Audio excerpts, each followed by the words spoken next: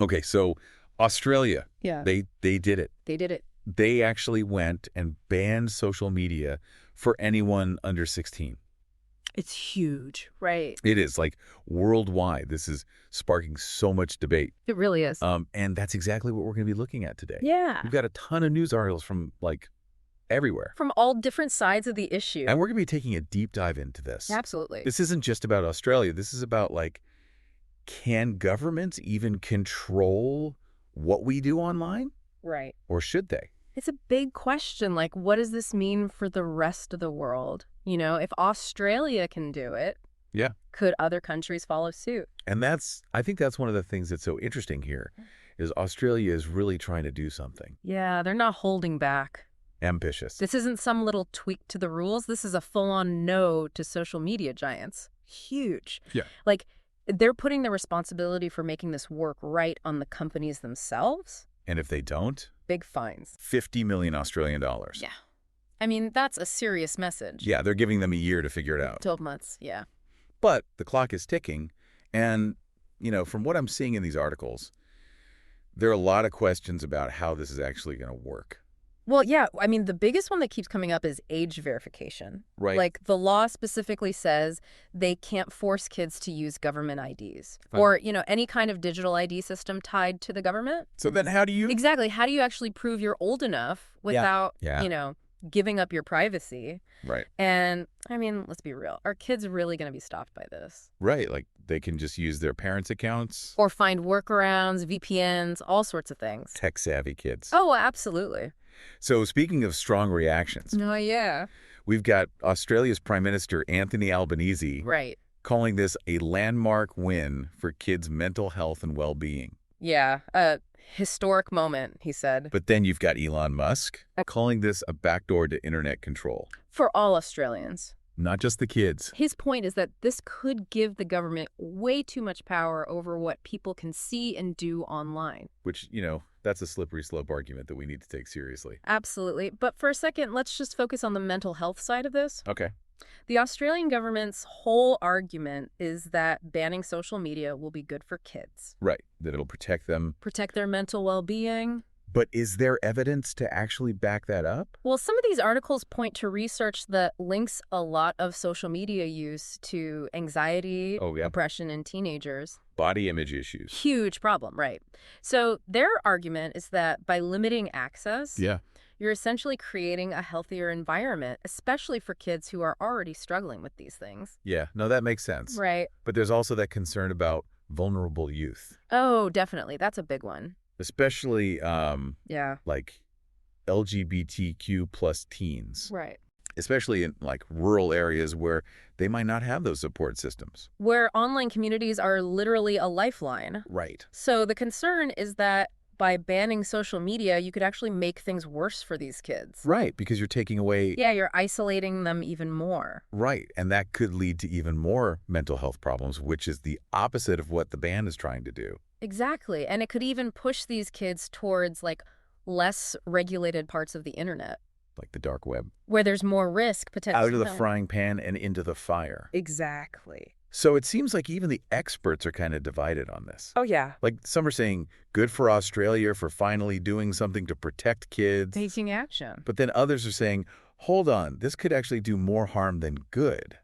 It's a tough one, you know, and it raises this bigger question. Is blocking access really the answer? Right. I mean, some of these articles are saying we should be focusing on something else entirely. Okay, like what? Digital literacy. Like teaching kids how to be smart online. Right, like giving them the skills and knowledge they need to navigate the online world safely and responsibly. So instead of saying, you can't go there, it's more like, here's how to handle yourself when you do. Exactly. It's about empowerment, not just restriction. But that's a whole other conversation. Oh, We absolutely. could do a whole deep dive on just digital literacy. We could. But this ban, it really That highlights puts it into focus, yeah. whether laws like this are the way to go. Big question. And it's not just Australia asking it. Right. We're seeing similar debates in France, Spain. Even some states in the U.S. Yeah, they're all watching Australia very closely. So is this the start of like a worldwide shift in how we deal with kids and social media? Or is Australia about to find out that this whole thing was a mistake? I guess that's what we're going to be exploring as we dig deeper into this. Absolutely. We're going to be looking at the specifics of this law Yeah. and, like, what the consequences might be for everyone, not just Australia. The ripple effects, that's what we need to understand. Exactly. Because this could be a preview of what's to come for the rest of the world. Yeah, so buckle up, everybody. It's going to be a wild ride. It's going to be fascinating, that's for sure. Yeah, the ripple effects, definitely something to think about. But, like, right now, Yeah. Australia has to figure out how to make this ban actually work. Right, and the articles mentioned they've put their e-safety commissioner in charge of that. Yeah, trying to figure out the details. But if they can't use government IDs or digital ID systems, Right. what options are even left for age verification? Yeah. I mean, the articles mentioned some pushback from the tech companies. Oh, big time, yeah. Right. Especially Meta. Facebook and Instagram's parent company. Right. They've been pretty vocal, saying that the Australian government rushed this whole thing through without thinking it through. So basically, they're saying good luck. Pretty much. Yeah. And it's not just Meta. Yeah. You've got digital rights groups and even some child welfare advocates who are worried about this. What, they don't like the ban? Well, their argument is that even if it worked perfectly, Okay, teenagers are going to find ways around it. like with VPNs. VPNs, yeah, or just logging in with their parents' account.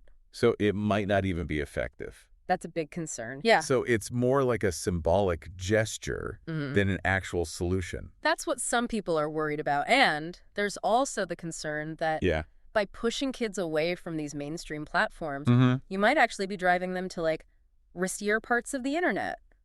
Like where? The dark web, places like that where there's way less oversight. Oh, so they're trying to protect kids, Right?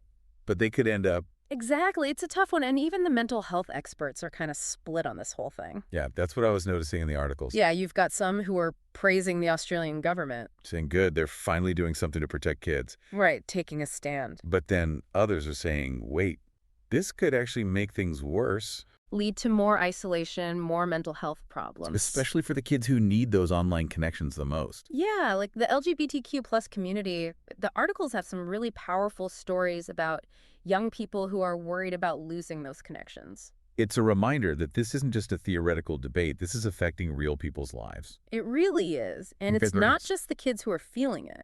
Yeah, the articles talked about parents, too. Oh, definitely. A lot of parents are wondering how they're supposed to enforce this at home. Especially with how tech-savvy kids are these days. Exactly. It's hard to keep up. And it makes you wonder, like, Yeah. what message are we sending to kids if we're saying we don't trust them to handle being online? Like, we don't think they can make good choices. Right. And doesn't that undermine the whole idea of digital literacy? Yeah, if kids are just blocked from these platforms, they're not going to learn how to actually deal with the challenges. They're not getting the experience they need. Right, so instead of focusing on bans, some of the experts are suggesting we should be, Yeah. like, teaching kids how to be safe and responsible online. Empowering them with knowledge and skills. Giving them the tools to navigate this world. Exactly. Because, let's be real, the internet is not going away. Right. It's part of our lives now. So we can't just try to shield kids from it. It's about teaching them how to handle it. Right, it's like that saying, That's right. give a man a fish, you feed him for a day. Yeah. Teach a man to fish, you feed him for a lifetime. I love that. So we need to be teaching young people how to fish in the digital world. Exactly. And I think this whole situation in Australia is really bringing the spotlight onto digital literacy. It is. It's making people think about what it really means. So can you break down exactly what that is? In this context, sure. Yeah. It's about going beyond just the basics of internet safety. It's about helping young people develop those critical thinking skills. So they can evaluate information, figure out what's real and what's fake. Exactly. And it's about understanding how their data is being used. Right, like privacy. Privacy, yeah. And then also Yeah. learning how to manage those online relationships in a healthy way. So it's a pretty big skill set. It is, but it's becoming more and more essential. Not just for kids, For everyone, really. because we're all living in this digital world now, We are. and it's changing all the time. Constantly. This whole situation with Australia, it's like a wake-up call. It is, because they might be the first to do this. A nationwide ban on social media for kids. But the articles make it pretty clear. Yeah. They might not be the last. Right, like France and Spain are thinking about doing something similar. Exactly. And there are rumblings in other countries, too. So this could be the start of a global trend. It's possible. And then what? Like, are we going to have a fragmented internet where every country has different rules? Yeah, what would that mean for freedom of expression? The free flow of information? Huge questions. It feels like we're moving into a whole new era of internet regulation. It does, and this whole debate about social media and kids, it's really just a small part of a much bigger conversation. About how we balance freedom and protection in the digital age. Exactly, and that conversation is only going to get more complex, More intense. as technology keeps changing. Yeah. And our lives become more and more intertwined with the digital world. Well, this has definitely given me a lot to think about. Me too. Australia's experiment, it's a reminder that What is it a reminder of? that we need to be having these conversations. Yes. About what role technology should play in our lives. Especially for young people. And how we can build a digital future that's both safe and empowering. Absolutely, because it's not just about finding the right answers. Yeah. It's about asking the right questions. And continuing this dialogue as things change around us. Exactly. It really does. And, even if Australia pulls this off, Yeah. like even if the ban actually works, is it really getting at the root of the problem? That's the question, isn't it? Yeah. A lot of the experts are saying that instead of trying to keep kids away from social media completely, Right. we should be helping them learn how to deal with it. Like giving them the skills they need. Exactly. Education, that's the key here. So more digital literacy Exactly. instead of just saying, don't go there. Right. It's more like, here's a map, here's a compass, here's how to navigate this world. Because the internet isn't going away. It's not. It's part of our lives. So we can't just pretend it doesn't exist. They're trying to shield kids from it completely. Yeah. Might actually do more harm than good in the long run. Because they might miss out on learning those essential skills. The skills they need to actually thrive in a digital world. It's like that saying, give a man a fish, you feed him for a day. Yeah, teach a man to fish. You feed him for a lifetime. We need to be teaching young people how to fish online. Exactly. And I think that's where digital literacy comes in. So in this context, Yeah. what does that actually look like? Well, it's about so much more than just the basics. Like, don't talk to strangers online. Right. It's about helping young people develop their critical thinking skills. So they can tell what's real and what's fake online. Exactly. Media literacy, being able to evaluate sources. And understanding how their data is being used. Privacy, that's a big one. It's Uh-huh. also about, the social and emotional side of things. Oh, like online relationships? Exactly. Learning how to navigate those in a healthy way.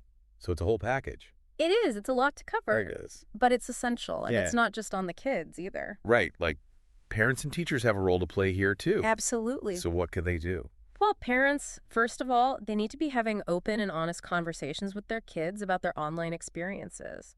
So communication is key. It is. And setting healthy boundaries. Like screen time limits. That sort of thing. And also, parents need to be good role models themselves. Like practicing what they preach. Exactly. And what about teachers? Teachers need to be weaving digital literacy into the curriculum. From a young age. Yeah, as early as possible. It can't just be a one-off It lesson. needs to be integrated into everything they're learning. Exactly. It needs to be part of the fabric of how we teach. So it sounds like this is going to take a team effort. It will. Legislation, education, parental involvement, it all needs to work together Yeah. to create a digital world that's safe and empowering for young people. Well, I have to say, this has been eye-opening. It's a complicated issue, that's for sure. It is. And Australia's social media ban. Yeah. It's just the tip of the iceberg. When it comes to these bigger questions about raising kids in a digital world, Exactly. and I think the biggest takeaway from all of this Yeah. is that there are no easy answers. No quick fixes. We need to keep talking about this, thinking critically about it, Considering all sides. and being willing to adjust our approach as things change. Absolutely. Well said. And to our listeners, as this debate continues to evolve, Yeah. stay informed, stay engaged. And keep those critical thinking skills sharp. This is a conversation that needs all of our voices. Well, that's about all the time we have for this deep dive. Yeah. But this is definitely a topic we'll be revisiting. Oh, absolutely. Thanks for joining us. It's been a pleasure.